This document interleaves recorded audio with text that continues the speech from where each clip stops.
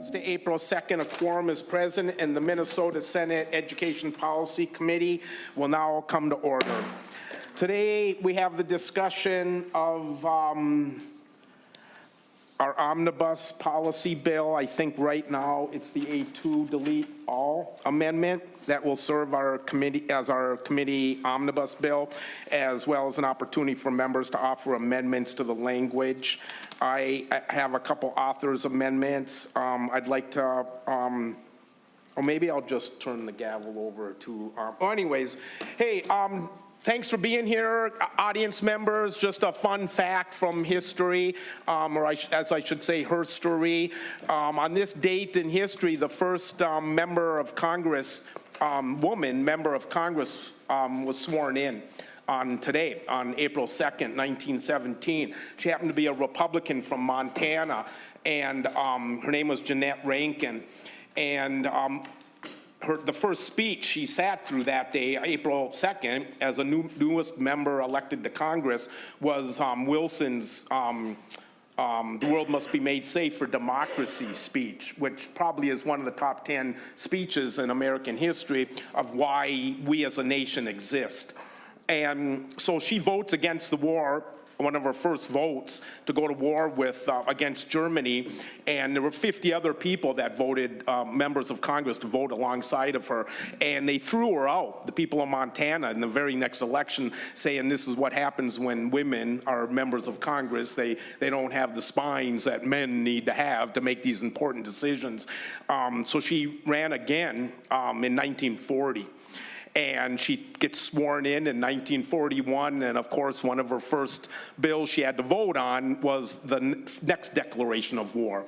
And she was the only member of Congress to vote against going to war with Germany that time. And so I just love that story as a profile in courage, and sometimes we have to do things that not necessarily are the popular thing to do, but in our conscience we feel like they're the right thing to do. So if you want to know a little bit more about that wonderful person from her story, Jeanette Rankin, and when she was about 90 years old, she marched down Pennsylvania Avenue against the war in Vietnam. And so I just think she's this wonderful person, and as I said, she became the first woman elected to Congress and was sworn in today. So with that said, thanks for the request, by the way. So I'm just going to hand the gavel to the vice chair, and I'll take go to the dais.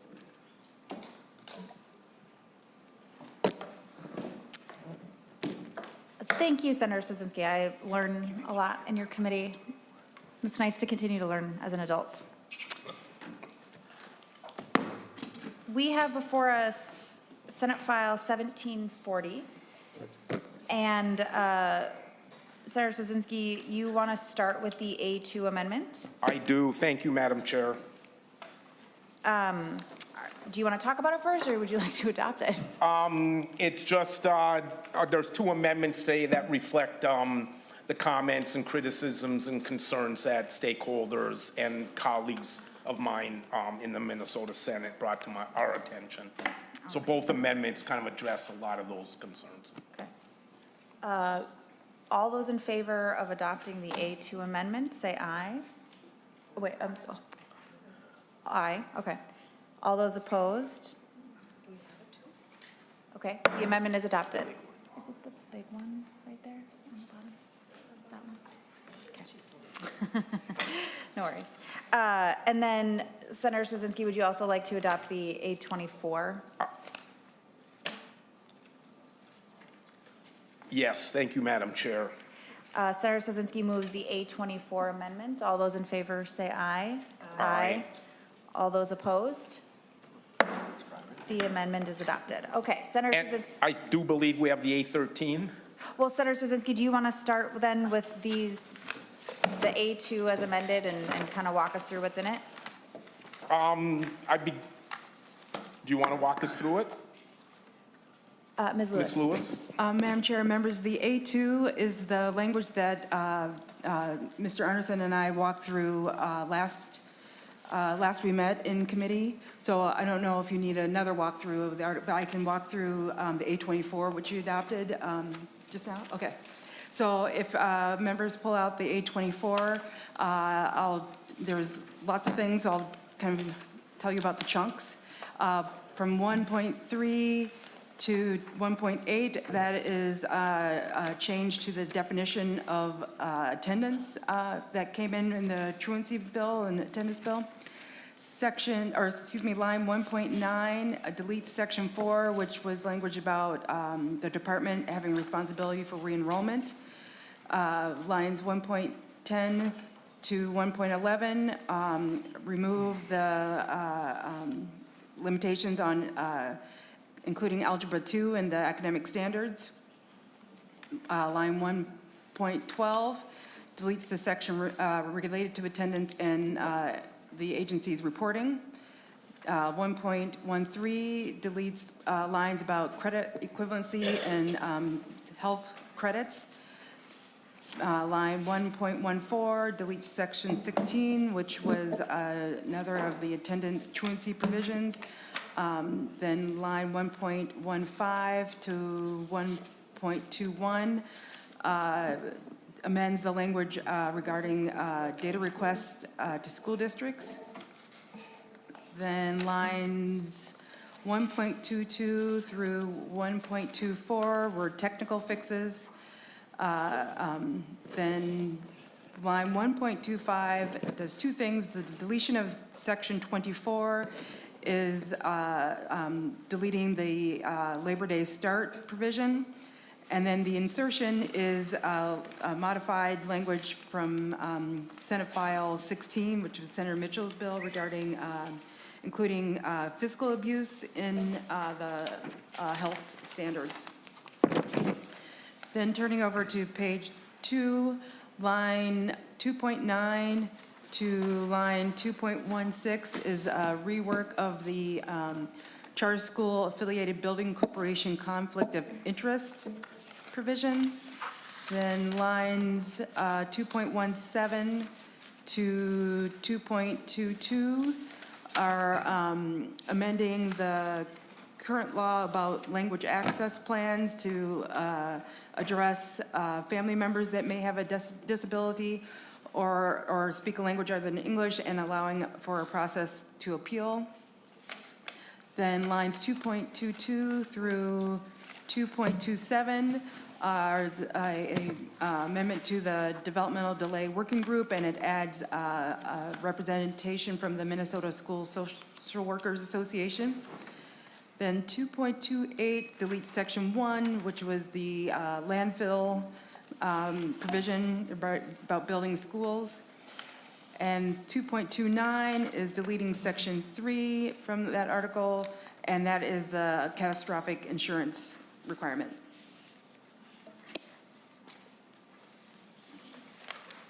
Thank you, Ms. Lewis. Members, any questions? Senator Abler. Well, thank you, Madam Chair and Mr. Chair. Thanks for taking out the Labor Day thing, and appreciate that very much. Thank you. Thank you, Senator Abler. Any other member questions? Okay. Well, then we will move on to member amendments. I'm going to go in the order that I was given them. And first, we have the A13.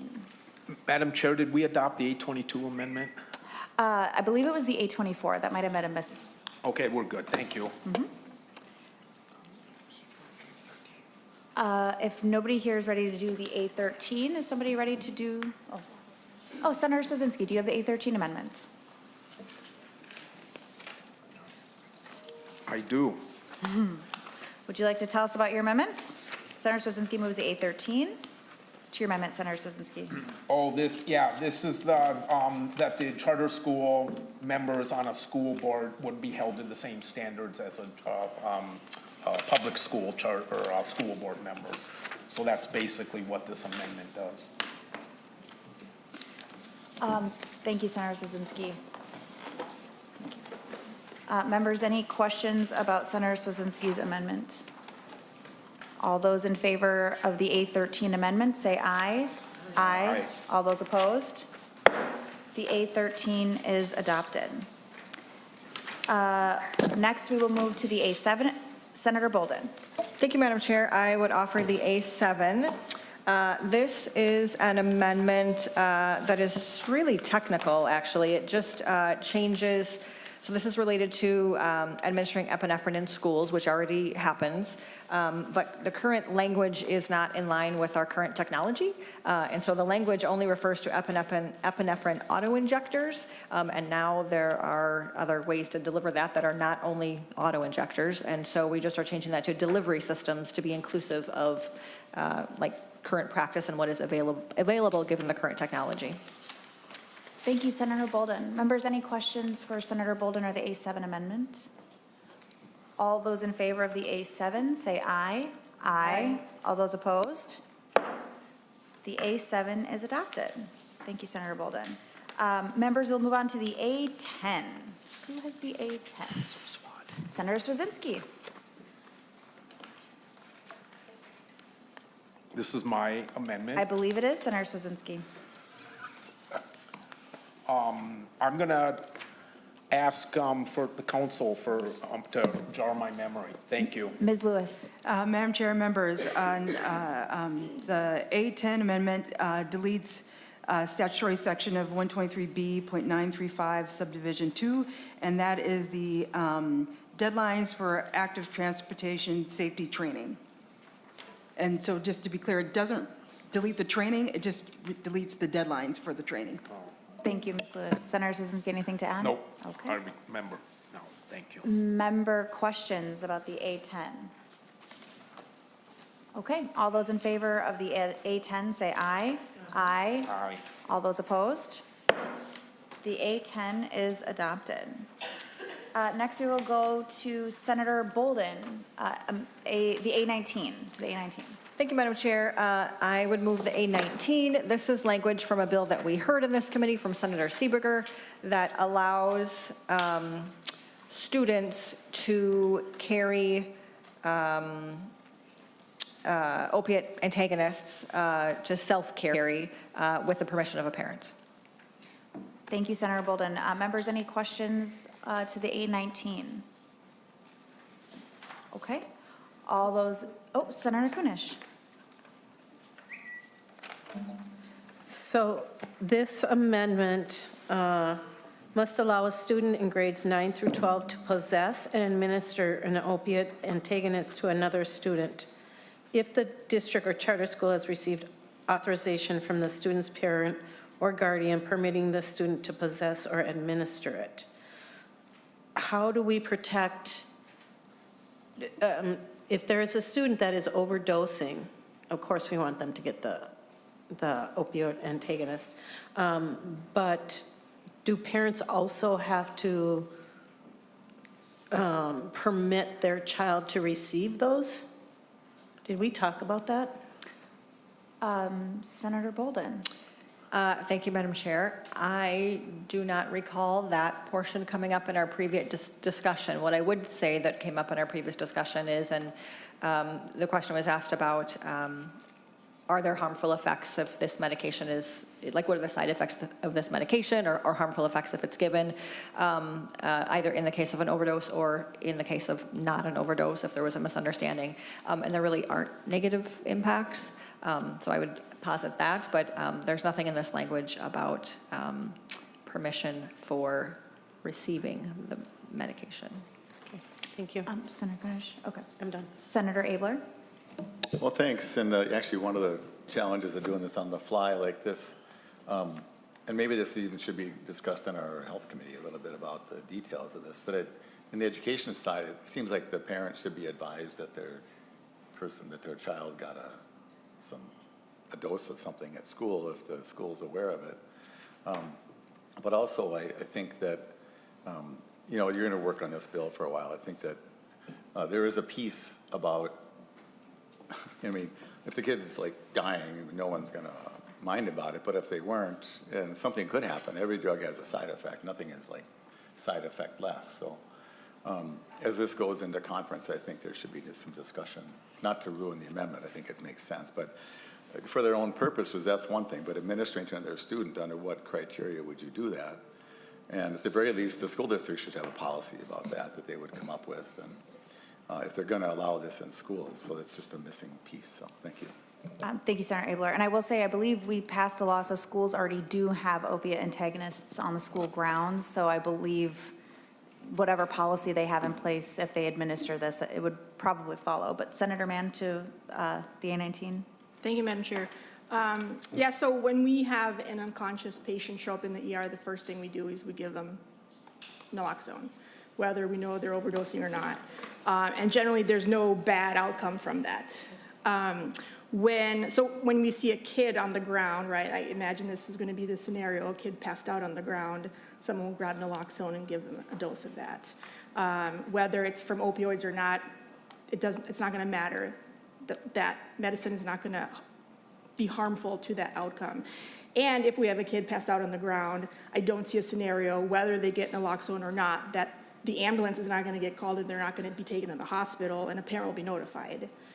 So I think that piece is part of that. But I don't think that we can have a parent permission to be given a medication, because if I see a kid passed out on the ground, I have moments to give that naloxone for it to work or not. I can't go look for paperwork to find out if that kid's been given permission to be given naloxone. Yeah. So that would kind of negate the purpose of the entire program. Got it, thank you. Thank you, Senator Mann. Senator Abler? Madam Chair, and I wasn't suggesting no permission. They should at least know, because maybe they don't know what their young person is into. So thank you. Thank you, Senator Abler. Members, any other questions or discussions on the A19? All right. All those in favor of the A19 amendments, say aye. Aye. All those opposed? The A19 is adopted. Next, we have the A20 amendment. Senator Mann. Thank you, Madam Chair. The A20 is the cell phone policy bill that we heard in committee a couple of months ago. So again, this came after we went across the state and talked to districts across the state. Cell phone use in schools is a huge problem. Kids have told us that, teachers, parents, and administrators. No one disagreed that cell phone use in schools is an issue. So this gives the schools directions to have in their policy a prohibition on cell phone use for K through 8 in the school and in the classroom for 9 through 12. How they do that is completely up to each school, and there's many exceptions written in the bill. Thank you, Senator Mann. Members, questions to the A20 amendment? Senator Coleman. Thank you, Madam Chair. Could you, Senator Mann, briefly touch on the exceptions? I haven't quite read through the amendment yet. Senator Mann. Madam Chair, Senator, yeah, so exceptions for IEPs, medical use, or any exception at the discretion of the principal. So the principals and people on the ground, of course, know their students much better than we do. And so if a student, for example, has a kid at home or is the main translator for their family or has another issue that they need their cell phone for, the administrators at that school can say, you can go ahead and keep your cell phone. Senator Coleman. Members, any other questions or discussion on the A20 amendment? All those in favor say aye. Aye. All those opposed? The A20 is adopted. All right. I was going to try to do, oh, great timing. I was going to try to do my amendment before I think Senator Abler has a series of amendments, and I want to give you some uninterrupted time to make those. So you're welcome, Senator Abler. So I'm going to do the A25 amendment. Members, this is the READ Act article, and I'll walk through it for folks so that we're all up to speed on what it is. I will say I did take time to sit down with Senator Coleman and go through it. The only surprise to you here, Senator Coleman, is I tried to work out on the dual immersion program, so I made an attempt. I think it's fine. It's a place to start, I guess. We were both sitting with some questions about what to do about that, so I tried to answer them. But everything else is has been talked about with both Senator Coleman, and then there has been an incredible coalition, I just want to say this, of teachers, education advocacy groups, the school administrators, the School Boards Association, people who work in literacy, the Department of Education, parents, who have come together so many hours in the last 6 weeks to work through pretty much every piece that we could tease apart, pull apart, put back together. And so this amendment reflects all of that work. So I want to just thank everybody for that. So I'll walk through it and we'll take questions and then we'll move to voting. So in the READ Act, You will see at the top here, a change from Regional Literacy Network to Minnesota Service Cooperative. That is a change just to what is official. In oral language, you'll see a change to expressive language or receptive language. This is to be inclusive of all the different ways that our youngest Minnesotans learn language. It's not all just spoken. Going down to line 1.29, you'll see a change from grade level proficiency to grade level benchmarks. That is the technical term. Going over to page 2 on line 2.8, or 2.9, excuse me, and 2.11, we add in engaging families and communities, and then we add in culturally responsive, which is used throughout statute and was just missing here. Section 4 here, starting on line 2.14, this is where you will see a lot of language about dual immersion programs. We've heard some feedback from dual language immersion programs that the universal screenings used in K through 3 are only provided in English. And obviously in dual language immersion programs, there is a partner language to English. There was an ask to exempt dual language immersion programs from the READ Act altogether, which I'm just not there yet. And so here we've added in language that a screener should also be given in the partner language of the program, and the district can approve that screener. So whatever curriculum the district is using, whatever screener and that partner language is appropriate, they can approve that.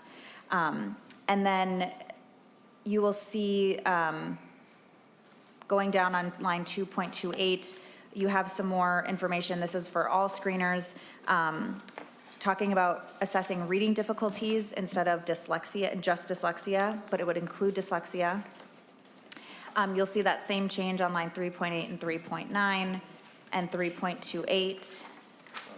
And then going back to dual language immersion programs on 4.14, the dual language immersion programs also express that it is not uncommon for students in those programs to lag behind their peers up until 4th or 5th grade and then overperform those peers. And so this language allows districts to provide information with the English language screener results about reading proficiency and what that might mean for their student. So this is try to encapsulate the uniqueness of dual language immersion programs. I'm going to pause because that's the newest information to folks, if anybody has questions about that. Okay. All right. We'll keep going. Section 6, this came from the governor's policy bill. You'll see aligned and targeted here. Going on page 5, line 5.25 and 5.26, making sure that tier 2 literacy interventions are overseen by a teacher who has been provided the professional development through the READ Act. And then also putting in our paraprofessionals and volunteers also going through the training to make sure that we have everybody on the same page. We will go over to page 7, line 7.22. You will see we've struck the word approved and we have inserted evidence-based curricula. You'll see this later in the amendment too. We're trying to make sure that we're moving away from the idea that the department approves curriculum and instead is providing information about curriculum and where they rank in terms of meeting the standards of the READ Act or not. So it would be evidence-based curricula here. Going over to page 8, you just see a clarification in the template developed by the department for local literacy plans. We're adding in by grade level of the number of teachers who have completed and are still required to complete the training. 8.25 and 8.27, we're asking that the department report out statewide the number of teachers and staff who have been required to complete the training and the number that has, instead of doing it district by district to avoid it being too few that it's identifiable. Page 9, 9.13, we're talking about external partners who support literacy in schools. We do have a number of organizations that have long been doing that work. 9.17, this is clarification language. So you see reading is struck, we insert literacy intervention on 9.20. on 9.24, K through 12 special education teachers responsible for literacy instruction. So this is just cleaning up and making it more clear. And then we are going to start on the new language, and it's talking about tiered licensure, and we're going to get into it on 10.10. So essentially what we realized this year is that we have essentially set a new standard for current teachers, whether they're tier 1, 2, 3, or 4 licensed teachers, that they are trained in a training aligned to the READ Act. And so the question is, how can we make sure that this wasn't just a 2-year endeavor where the people who are teaching now get the training? We want to make sure that every teacher, every educator who comes into our schools at any point in time is either educated in these methods, this training, or they receive that training through the district. So we've encapsulated that here on 10.10. This is for new teachers, so teachers who are new to the state of Minnesota, or newly licensed teachers who did not receive instruction on foundational reading skills, whether it be because they came through a non-traditional pathway or they didn't receive it in their teacher prep program. This sets out the expectation that beginning July 1, 2027, those folks need to go through a training or get a waiver from their district that they have completed it, so that we are making sure that ongoing our educators are up to date in this training.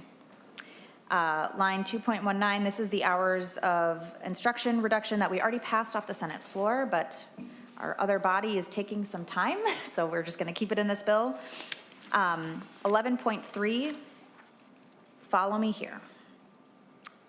To make sure that teachers who come into teaching through the non-traditional pathway, so in the tier 1, tier 2 experience pathway or education pathway, where they maybe have a bachelor's degree in political science, but they didn't go through a teacher prep program, they're going to be in a tier 1 or tier 2 license. We want to set up points at which we say for those tier 1, those tier 2 folks, at which they will have completed a training. So you have a list of these people: early childhood education teachers, elementary education teachers, special education teachers who are responsible for teaching reading, K through 12 English as a second language teachers, grade 4 through 12 classroom teachers responsible for foundational reading skills instructions, teachers who provide instruction to students in state-approved alternative programs. I'm seeing there's a typo where you see teacher who teaches English to secondary multilingual learners as a repetition. Or a teacher who is responsible for selecting literacy curriculum. For those people, I'm not going to repeat them every time, but for those folks on a tier 1, they will need to demonstrate by the second renewal of their tier 1 license, so it's after 2 years, that they are either registered for, currently taking, or have completed evidence-based structured literacy training consistent with the READ Act. That same group of people, if they are on a tier 2 license, before their first renewal, they have to demonstrate that they are either registered for, taking, or have completed this training. So it's 2 years, that's 2 renewals in tier 1, or 2 years before the first renewal in tier 2. For tier 2 teachers who are moving up to a tier 3 license through the experience pathway, before they are issued that tier 3 license, they will have to demonstrate that they have completed the training. We also wanted to make sure that the board does not deny tier 3 licenses if educators are making progress toward the completion and just haven't completed it for whatever reason. The last piece here, 12.16, there are reading endorsements that the department, or that PELSB gives to teachers, and these are mostly secondary educators, but they haven't updated the rules on this in 15 years.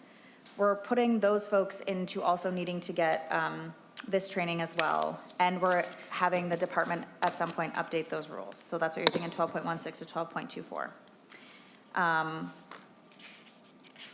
I'm gonna stop there because licensure stuff is complicated and maybe everyone tuned me out, but that's what it does.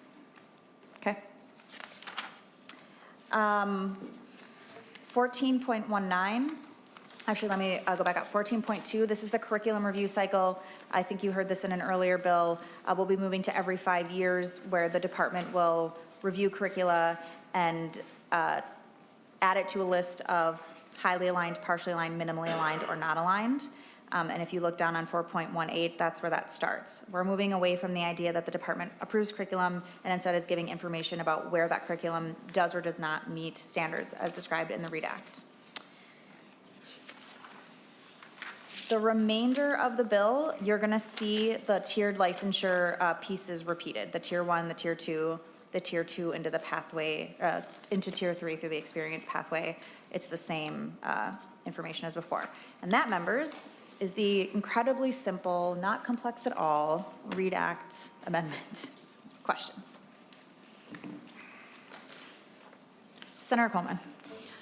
Not so much a question as just a suggestion. I appreciate you setting me aside to walk through this. No initial red flags are sticking out to me, but there's a lot here.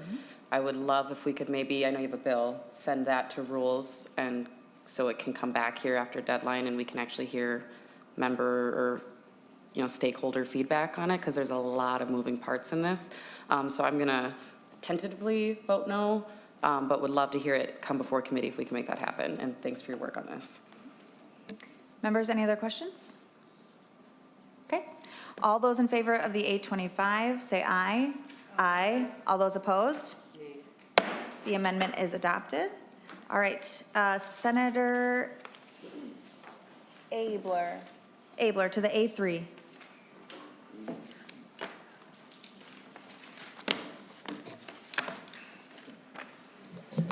Well, thank you, Madam Chair. I'm with A3.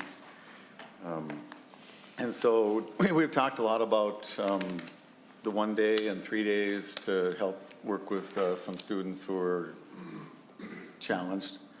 And the school, we heard from many, many superintendents, like almost everyone, and the staff that came is like, this is a problem.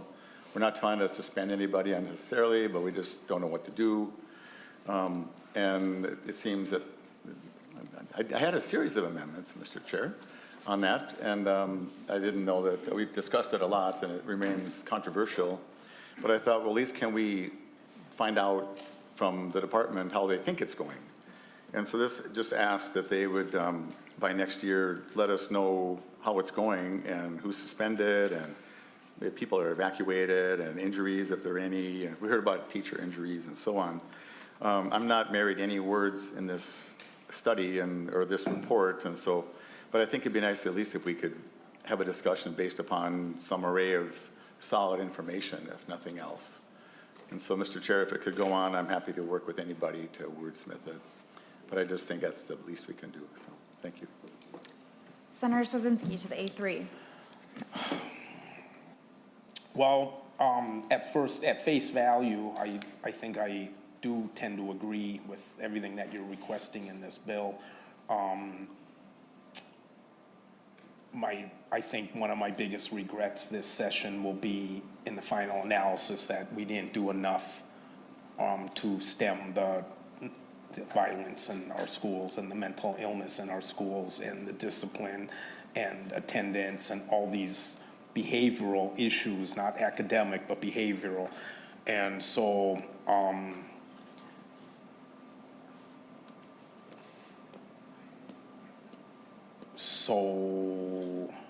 I don't know what I'm saying right now other than, How about it's a good idea? I'm just nervous about the collection of data and the amount of time and mental energy and paperwork this would put on districts, and then that the department would have to compile that information, even though I feel like the information is needed and necessary so that we in policy can better make decisions in the future with the information that this would provide. But that's my hesitation, Senator. And Senator Abler. And Mr. Chair, we just kind of, this is my thing, my report. I'm very happy to talk to to make it simpler with the department, but it could be a memo. There's just no communication going on except that without exception, if they brought it up often as their first thing, and Superintendent Law in particular as the lead for the superintendents talked about it, and so if we can work on it, that would be nice, and just to take it today and so we can go with it. This has to go through conference anyway, so it's not like it's on the way to, this is not the final version, so thank you. Senator Cwodzinski, is the intention for this bill to go to Education Finance after this? No.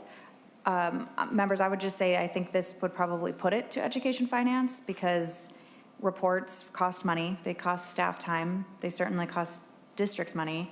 There would have to be a method for districts to, I mean, we'd have to put definitions to a lot of this. What does evacuated mean? What does dysregulated mean? And then the number of complaints, so then districts, I think this is just, it might seem simple, but this is a lot more in-depth than I think it would seem in a, 12-page or 12-line amendment. Reports are, they're reports by the government. They need to be accurate and compiled and well-researched, and this just, I wouldn't say would get us there. Sound advice, Madam Chair. Senator Cwodzinski, may I turn to the Education Finance Chair? Yeah, and I do want to address what Senator Abler said, but yes, of course. Senator Kunish.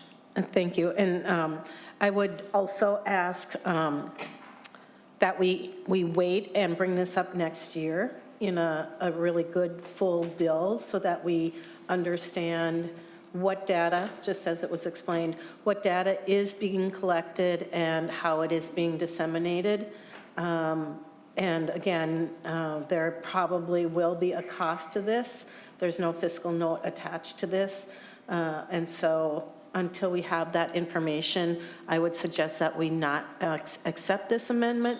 But I, for one, would be happy to work with Senator Abler in the next session, putting together a bill that might be workable. Senator Cwodzinski?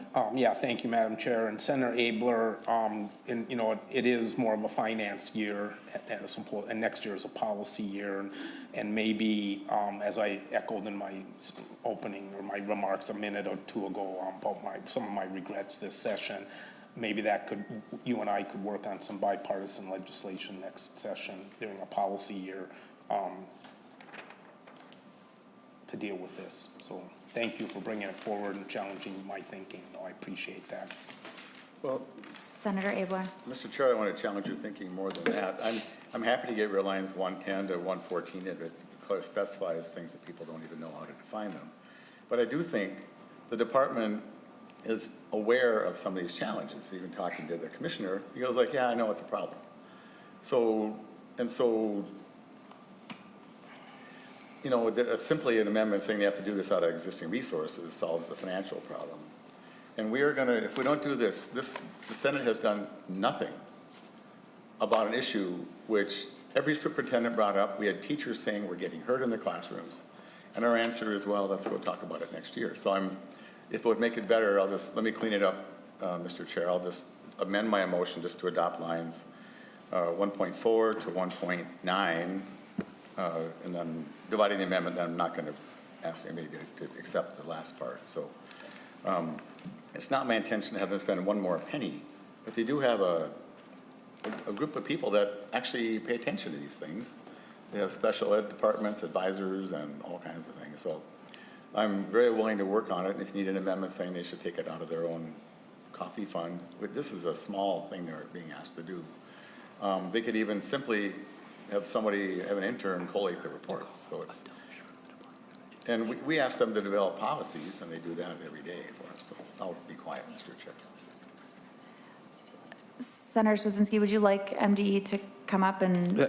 That would be very Okay. helpful. Mr. Rooney, if you want to come to the table. I will say, Senator Abler, even if you divide the amendment, it's still a government report, which would require the department or every district to submit information to the department so that they could put it into a report.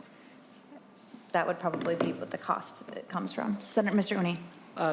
Madam Chair, for the record, Ado Shuni, Director of Government Relations for the Minnesota Department of Education. So I'll just speak to the amendment as originally written, because as divided, it still begs the question of what does the effects of the statute have, what are the effects of the statute? And the language after that kind of gets to what maybe the intent is. So I think Chair McQuaid brought up the issue of at the department, yes, there will be costs. There are always costs to developing reports. Sometimes they're minimal, sometimes they're greater, depending on what we're being asked to do.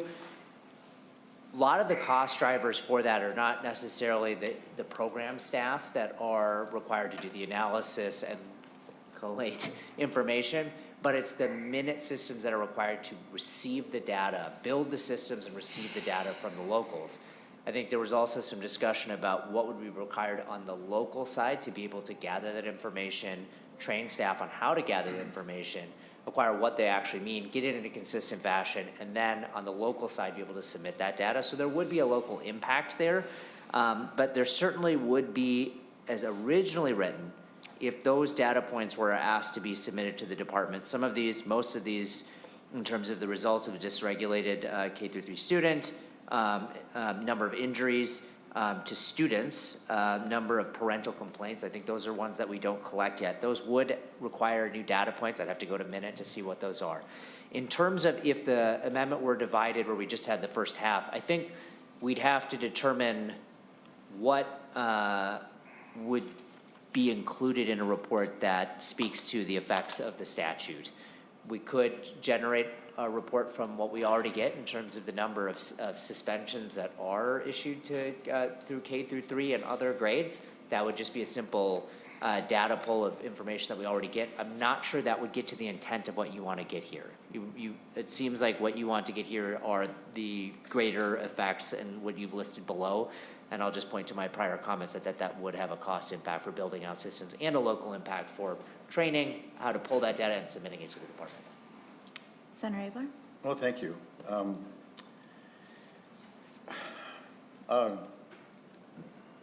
don't have to answer this question, but I'm going to ask a rhetorical question. What is the plan of this administration to listen to literally hundreds of superintendents and thousands of teachers who are worried about the success of the children in their classroom, K-3, who are, number one, the child who's acting out for whatever reason, and the effects of the acting out child on the classroom. In many cases, the classroom is evacuated. And so I am just trying to keep the conversation going in this. And I'll work on it for the floor, but I'm going to push back on all of you. Those changes came from the department or whoever the governor is, to make these changes, and there may have been some wrongdoing that should have been addressed. Although talking to my superintendents, they have no intention to single out any particular individual or ethnicity for how it happens. They want to help every child learn. And so this is a problem. And if this committee of all the committees can sit through testimony from that whole day and decide there's nothing to do about it, I just don't understand. So thank you, Mr. Chair. Thank you, Mr. Adosh. Thanks, Adosh, Mr. Chair. Did you want to, is that all? So, Madam Chair, I did not bring these, none of these amendments are here to take votes on to get people injured and to embarrass anybody. The sum of my amendments is try to make the system work, and it is failing the large majority of kids in many ways. So, with that, Madam Chair, I'll withdraw the amendment and work on it. So.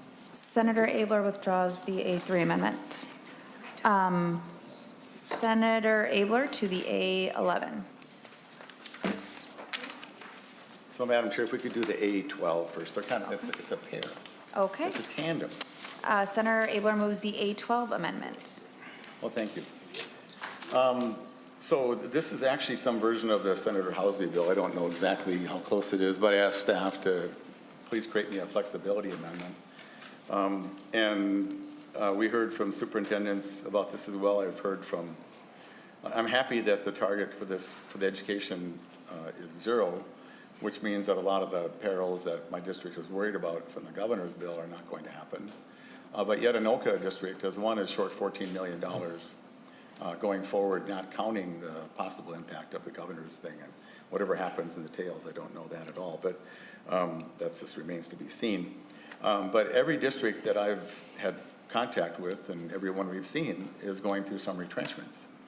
And without ascribing any, blame for any of that, how are they going to retain their teachers? And Anoka is down to the point of we're down to teachers now. They took out admin, which included reading specialists, in a district that's not that far above average for reading. And now they're into the meat of the bone. I'd screwed up that analogy, but they're down to pretty deep. And you can buy about 12 teachers for $1 million. And do the math, 12 times 14 is 150 teachers or better that we're going to have to do without. And so my district, for one, would like to have the freedom to actually run their district with the money that's out there and try to preserve the programming and have more than a 6-period day, have more than core subjects.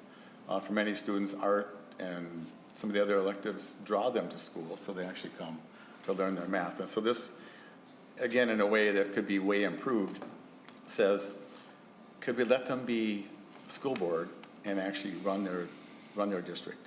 This will actually protect teacher jobs, protect some of the para jobs that we want to help keep there. And I would appreciate that you could accept that, Mr. Chair. Before I come to you, Senator Cwodzinski, I will just also note that this is an education finance bill piece. So if the intent is to send this to the Education Finance Committee, okay, but if not, then this would not be for this committee. Senator Cwodzinski to the A12. I would, council's, what the chair just said, accurate? Ms. Hofer. Madam Chair and Senator Cwodzinski, thank you for the question. Typically, fund transfers do occur in the Education Finance Omnibus Bill as opposed to an education policy bill. However, the amendment itself does not increase state aid obligations or property tax obligations. So I think it might be best for the committee to defer to the Education Finance Committee's preference for hearing something like this, as it would be within their jurisdiction. So it would be up to the chair of that committee whether they wanted to hear something like this. Thank you. Thank you, Ms. Hofer. Senator Kunish. Again, I think this is something that we're going to, that I would have loved to have heard during session, and had you brought it to me during session, we could have had that opportunity. So at this time, I won't accept it. We are pretty much done hearing our bills, and would appreciate, again, bringing this to us early next year and see what we can do to work on it. Thank you, Senator Kunish. Senator Abler. Well, thank you, Madam Chair. Senator Kunish would yield. Senator Housley had a bill very similar to this. Did that bill get heard this year in your committee? Senator Kunish. I did not hear any bills from Senator Housley this year. Well, so I don't know why that might have been, but this was a bill virtually in your committee. And so, you know, it's written as a policy bill. And the policy committee of the Senate education thing really needs to mean something. This just says that the money went out and you can spend it how you like. And waiting until tomorrow, next year, I mean, we can talk about it on the floor if you want. We can, you know, you're going to have amendments in your committee. This could have been taken up. Senator Housley was prepared, I imagine, to have it heard. And I don't know anything, I haven't even talked to her about that, why she didn't get it heard. But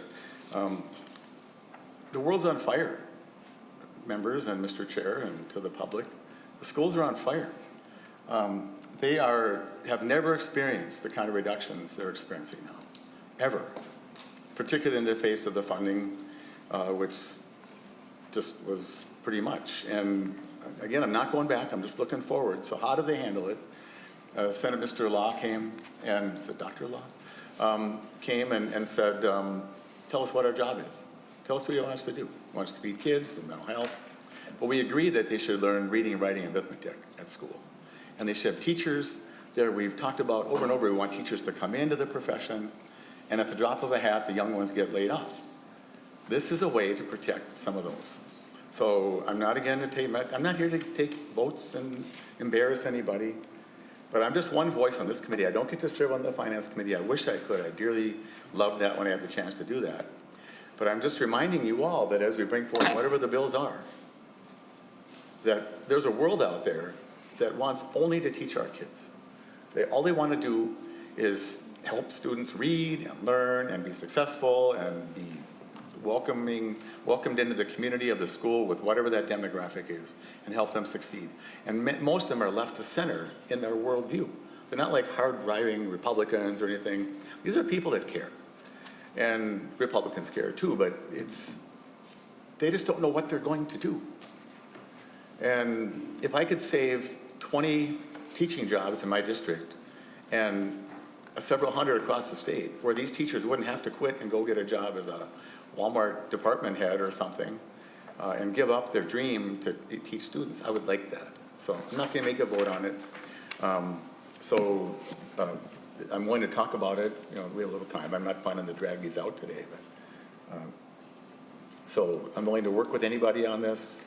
But thank you. And if you want to, I'm not even asking for comments. I'm not going to create a big debate. I just don't know what we're going to do. Thank you. Senator Kunish. Thank you. I did check with my team, and Senator Housley did not have a bill that addressed this. I think she had a couple of bills related to something else, so. Oh, all right. Well, thank you. I just, Senator when I talked to Abler. staff, they said, oh, this is like the housing bill. So I'm ignorant. Maybe she had it in the past or something. I don't know. Senator Yeah. Kunish. Senator Abler. Back to the 50s, Mr. Chair, are some of the finest things. And so this could be a blast from the past, but actually it's prescient to the future. So with that, Madam Chair, I'll withdraw the A12.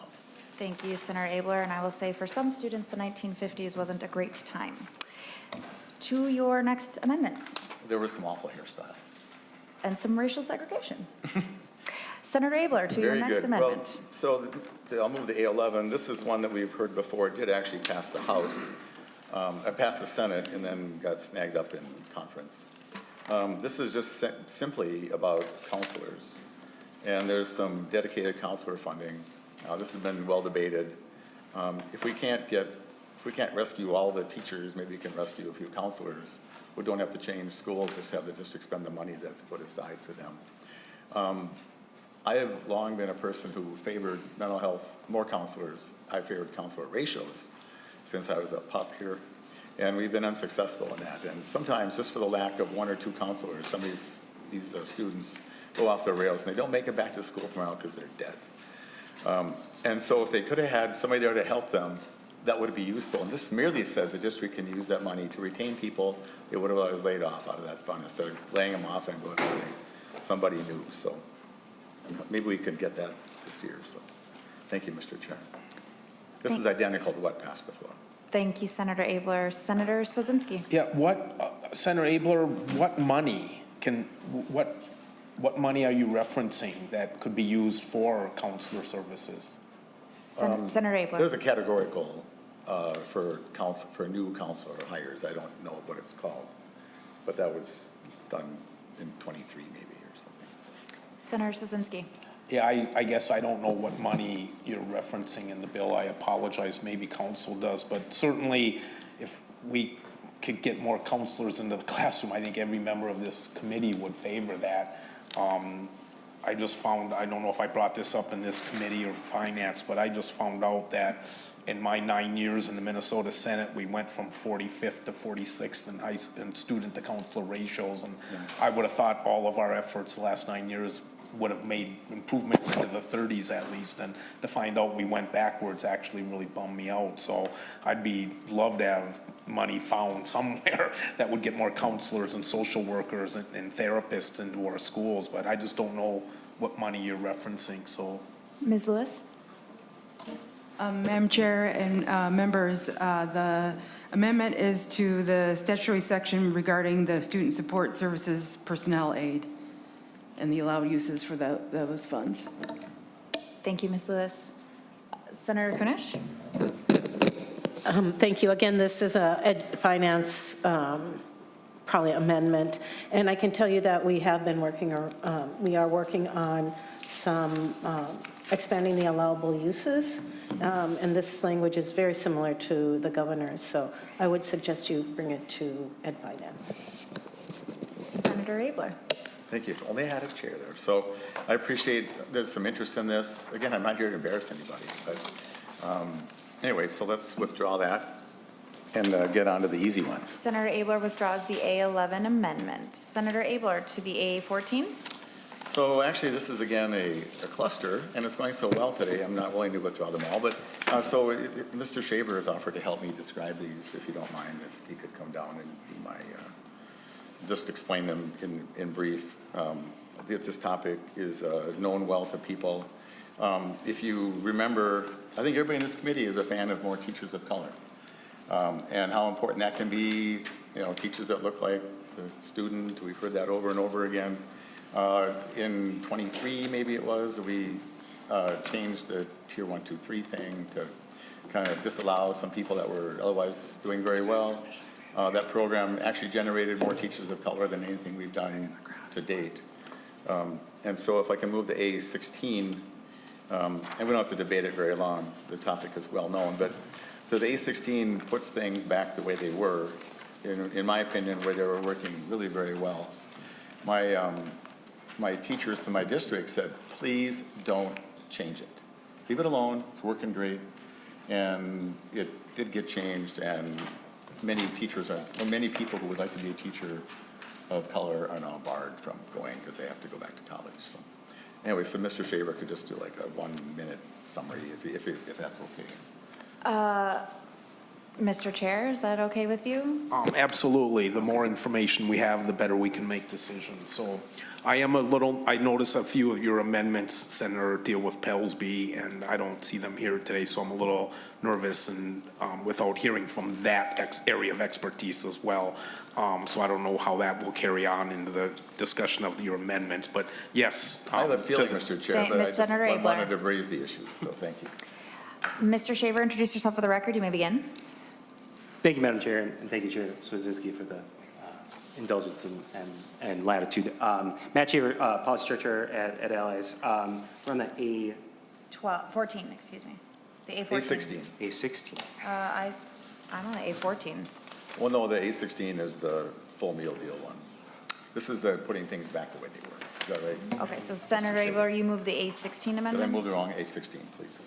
Yeah. Okay, so to the A16 amendment. Okay. All right. Thank you.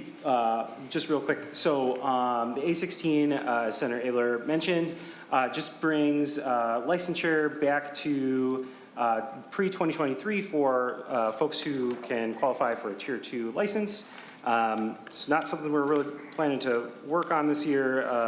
There's a woman, Sharon Johnson, she came and testified before this committee in January when Chair Coleman held the gavel and held the hearing on teacher shortages. Connected with her because she testified at Pellsby public hearing. She's an educator out in Worthington who at Pellsby talked about how the changes to qualifications for Tier 2 licenses really impacted Tier 1 teachers of color out in Worthington who had a specific type of license that they're now kind of stuck at and being laid off at year after year because how you can qualify to become a Tier 2 license has narrowed considerably after the changes in 2023. Sharon Johnson is an educator in her committee or in her community. She's done everything that she can do. She's talked to Pellsby. She's testified to Pellsby. She's come here. She's testified. She's doing important work. She doesn't know how to get an amendment and doesn't know how to get in connection with a legislator to do it. And so trying to bring this back to where we were a couple of years ago to make sure that there's a pathway, a ladder from Tier 1 to Tier 2, in particular for teachers where there isn't a teacher preparation program here in Minnesota, like these Tier 1 teachers that are there. So this would kind of reinstate the coursework qualifications for Tier 2. That changed at 4 in the morning in 2023. We're in a repealer. So that is what the amendment would do. Senator Cwodzinski to the amendment. Again, I'm not recalling why we changed this from Tier 1 to Tier 2 legislation 2 years ago or last year. But again, be willing to have the conversation. Again, I know it's we're beating a dead horse with the phrase next year during a policy year.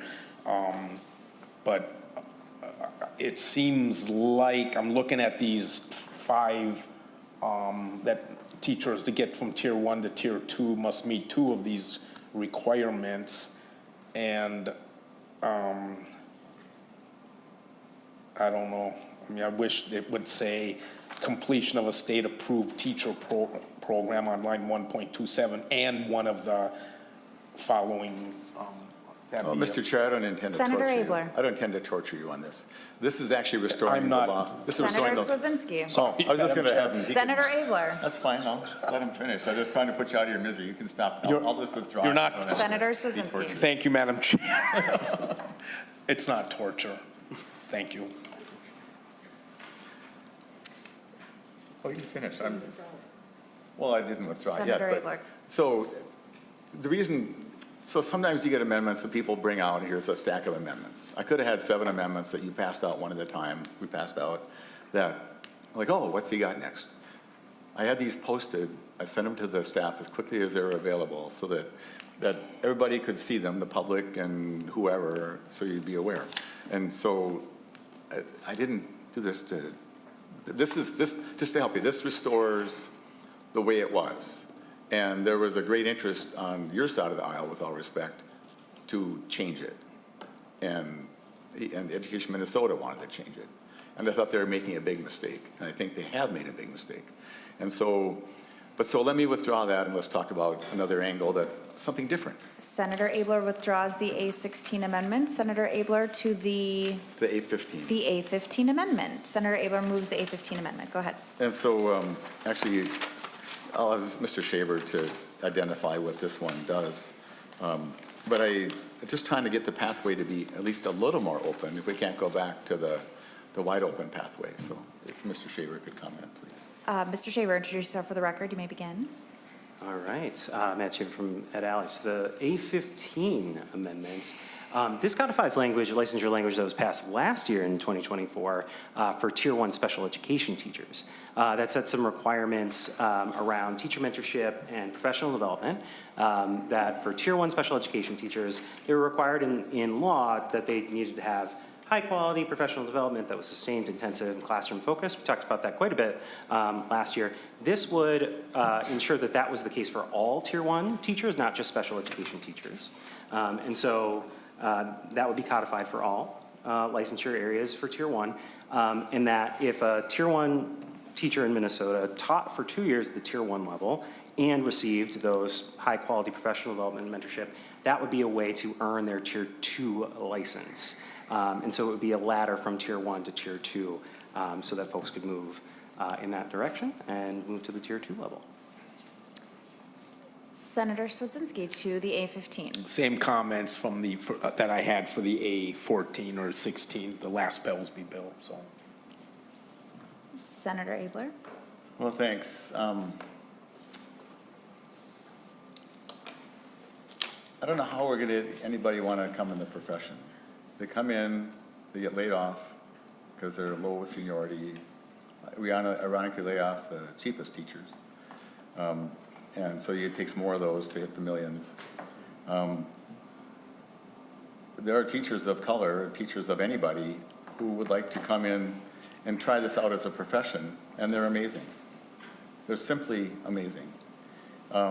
And we require the bar is not very high. They have to actually quit their life and go to come out with a degree, which may or may not make them a better teacher, but it gives them a credential.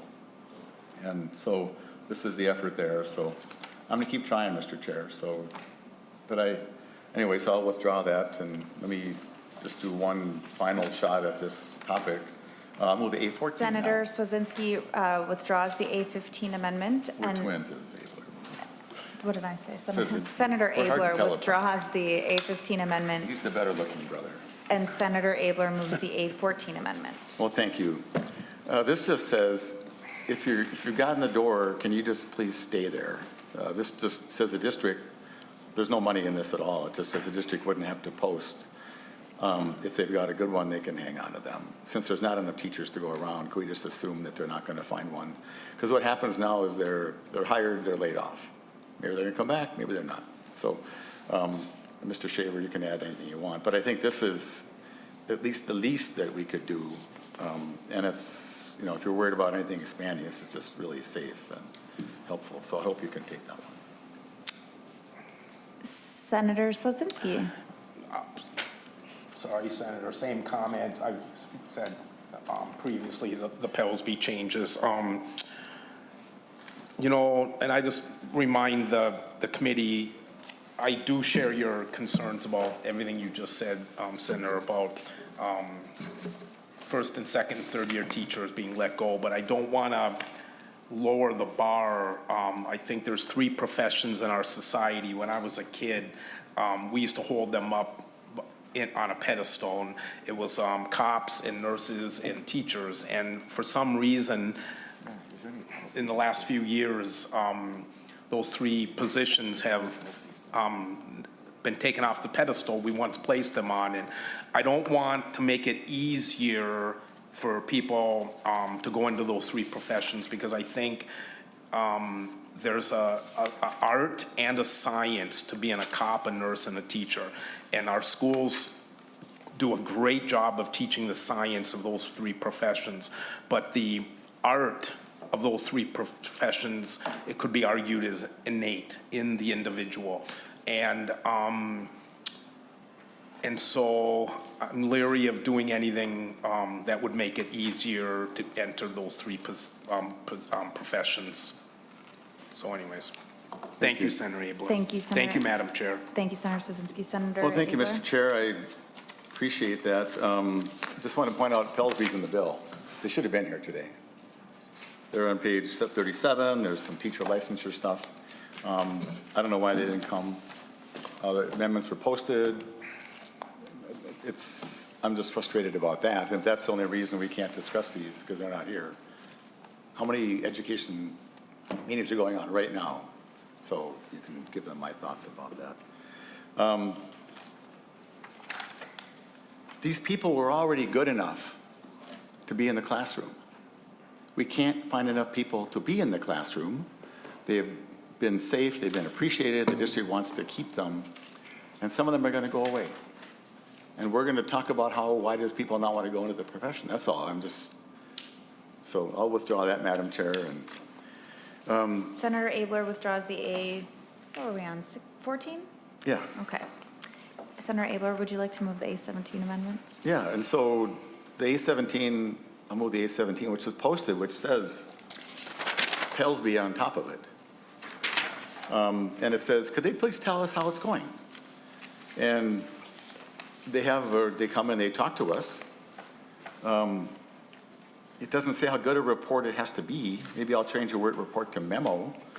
But at some point, this has got to be a team, Mr. Chair. It would just be nice for them to notice, like they came with these changes, and I said it's not going to work, it's going to be very bad. You're going to lose opportunities for students to learn. And we're about to leave this, the bill that we're sending out doesn't do anything to help us with discipline. There's some reading stuff, thank you for that. Doesn't talk much about math. Attendance is not much in there, a little tiny bit maybe. And how do we accumulate more teachers for free? So I didn't do this to get a soapbox. I kind of thought you guys would have taken one of these. That's why I gave them to you ahead of time. Well, let's do this different. Let's find a way to make it work. But with the words of Mr. Law, who I admire greatly, and the other superintendents who are here, what do you want us to do? And so the question was, should we do nutrition or mental health? But now they're saying, what do you want us to do? We're going to lose teachers, we're going to lose paras, we're going to find ways to have classrooms be gigantic, and kids are going to go out the back door, attendance is lousy, and we have, as a Senate, not done anything. So this is my best effort of the day. I'll keep working. I'm a fan of all the people on this committee. I'm not impugning anybody's motives, but I'm saying the outcome, if outcomes matter, we used to have outcome-based education. The outcome of this is that the status quo is going to continue, and the education world is going to be in being, I can't say the right word, but it's going to be undone. And for the students who are there today, who would like to have that teacher come back next year, but they gave up and got a better job, selling cars or doing something else, that teacher's not going to come back that kid liked. And there was a job posted a month later, and well, I'm sorry, I'm gone. Not going to do that. And we're not going to find a way to attract them into this wonderful profession that people are so proud of. And Mr. Chair, and to the members of this committee on both sides of the aisle, that's our duty. And I didn't even come to lecture anybody. I really thought that one of these would be something we could do and make it better. So to Superintendent Law and other superintendents, I don't know what you're going to do. But I guess we'll talk about it next year. So I'll withdraw the amendment. Thank you, Madam Chair. Senator Ayler, did you want anybody else to comment on your amendment? No. Okay. All right, Senator Ayler withdraws the A17 amendment. Okay.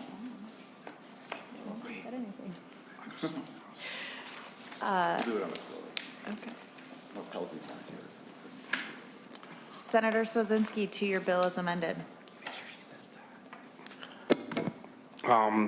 I guess I'll save my remarks for to see what ends up on the floor. But I appreciate you, Senator Abler. I know that in your time here, you have been a profile and courage in being the only GOP member to support the education bills. And so your comments, I receive them in my heart because I know you're sincere and your record reflects that. And I notice you up on the board, I'm not sure if it's every time, but most of the time in support of education. And so your comments ring in my heart, so thank you for that. Members, I don't know what else I'm supposed to say other than thank you, all of you, for working through this. The bill has things in it. It's been the stakeholders, many of them behind me, it's been a landmine this session. I thought this was going to be one of the most non-controversial bills of my time here, and it's turned out to be a landmine with respect to some of the early start for schools and the cell phone policy and things that we just thought we could all agree on, and yet it's controversial. And so, but we keep doing what's right for kids and teachers and administrators, and we just do the best we can every day when we show up here. And hopefully the good work can continue as we go through committee and onto the floor. And I do believe this is the first bill to pass, the omnibus bill, first one, if we pass it, in fact, right? This session.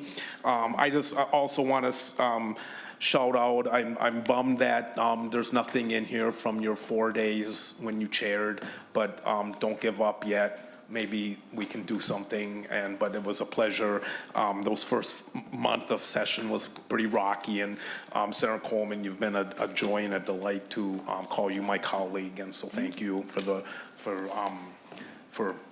sharing, for having been in my head.